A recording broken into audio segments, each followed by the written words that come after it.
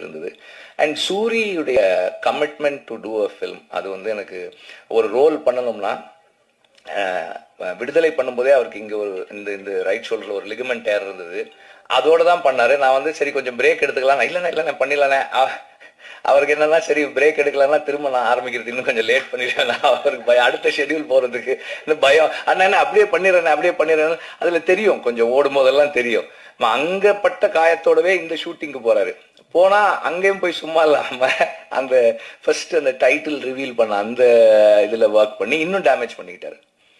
ஆனாலும் அதை வந்து என்கிட்ட ஒரு டைரக்டர் இது கேட்குறாங்க, எனக்கு இப்படி ஒரு ஆப்பர்ச்சுனிட்டி கிடைச்சிருக்கு, இதில் என்னோட 100% நான் கொடுக்காமல் இருந்துடக்கூடாதுன்னு சூரி நினைக்கிறது இருக்கு இல்லையா, அது வந்து ஒரு டைரக்டருக்கு வந்து ஒரு பெரிய டிலைட்டாக இருக்குது ஒர்க் பண்ணுறதுக்கு.